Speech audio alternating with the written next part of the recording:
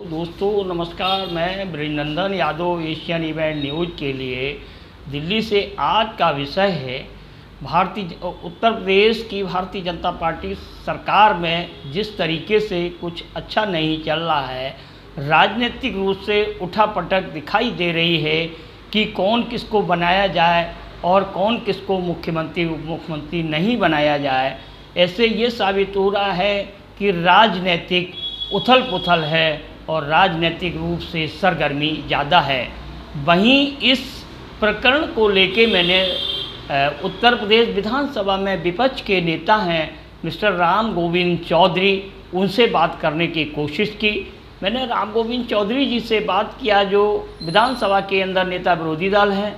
नेता विरोधी दल होने के नाते उनसे मैंने सवाल किया, सर आपकी पार्टी और आप विधानसभा में नेता विरोधी दल हैं, मुख्य हैसियत है आपकी, तो इसलिए मैं आपसे इस सरकार के बारे में कुछ जानना चाहता हूं कि इस पर क्या रुख उनका है, क्या रुख आपका रहेगा। तो मेरा एक सवाल है कि जिस तरीके से भारतीय जनता पार्टी में राजनीतिक अस्थिरता बनी हुई है और केंद्रीय संगठन से लेकर सरकार के संगठन और अन्य सरकार के घटकों में बात नहीं बन पा रही है, कभी किसी कुर्सी को बदलने की बात आती है, कभी किसकी संगठन में ले जाने की बात आती है, तो उन्होंने कहा कि ये कुछ भी कर लें, बात यहाँ नहीं रुकेगी। भारतीय जनता पार्टी की 4 साल की विफलताओं को छिपाने के लिए ये नौटंकी कर रहे हैं। इस नौटंकी से कुछ होने वाला नहीं है, क्योंकि अब जनता इनकी असलियत जान गई है। इन्होंने विकास के नाम पर लोगों को ठगा है। विकास नाम की कोई चीज़ नहीं है। जो समाजवादी सरकार में विकास हुए थे उन्हीं के इन्होंने फीते काटे हैं। और विकास क्या है? विकास नाम की इनके पास कोई चीज़ नहीं है। विकास का पैमाना नहीं है, विकास का ढांचा नहीं है, विकास का कोई वर्जन नहीं है, विकास का कोई विज़न नहीं है। तो ये किस तरीके की इनको विकास कहते हैं?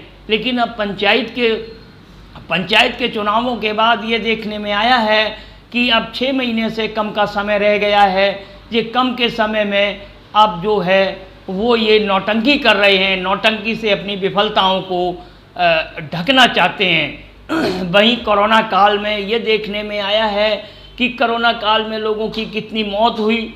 मौत के साथ साथ इन्होंने किसी को भी आर्टिफिशियल तरीके से और वास्तविक तरीके से किसी को दवाइयाँ उपलब्ध नहीं हो पाई हैं, उनके दाह संस्कार के लिए पैसे नहीं उपलब्ध हो पाए हैं। गरीब आदमी रो रो के अस्पतालों में दम तोड़ रहा है। महंगाई चरम सीमा पे चली गई है। ये सब चीज़ें ऐसी हैं, जनता इसको भूलना नहीं चाह रही है और भूल भी नहीं पा रही है, इसलिए ये इनकी नौटंकी है, अब नहीं चलेगी।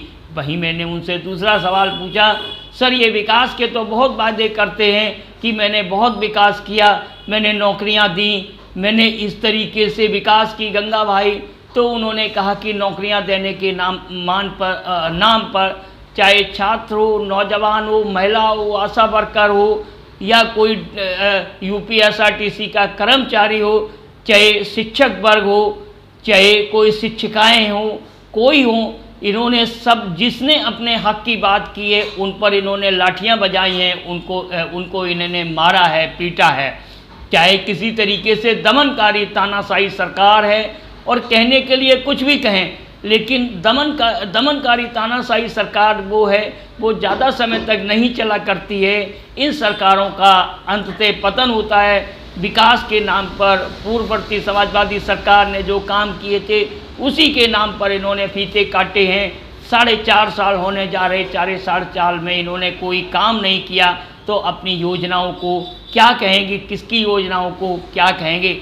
वहीं मैंने कहा, सर अब तीसरा सवाल मेरा ये है, भारतीय जनता पार्टी पहले कहती थी, जब समाजवादी सरकार थी तो वो ये कहती थी कि आपकी ये यादवों की सरकार है, लेकिन अब ये देखने में आया है कि एक विशेष जाति वर्ग के लोगों को प्रदेश के अंदर विशेष पदों पर बैठाया जा रहा है, चाहे वो डीएम हो, एसपी हो, हर पद पर एक ही जात के। क्या इसको आपके स्वरूप में देखते हैं? तो उन्होंने कहा कि ये तो नौटंकी कर रहे हैं।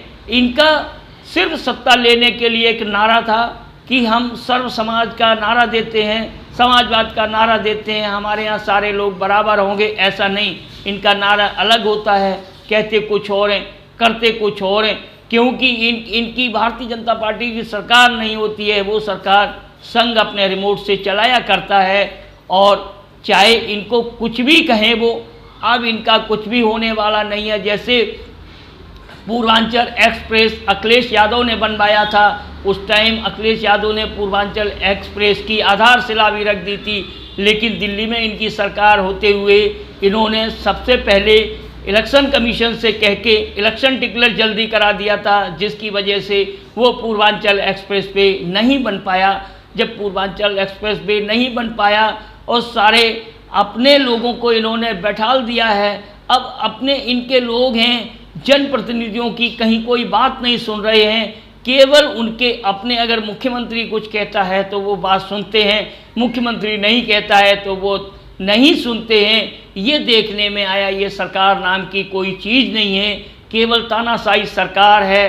तो उन्होंने कहा अब देखना होगा आगे 2022 में क्या बताएगा, जनता बताएगी, तो आगे देखना होगा।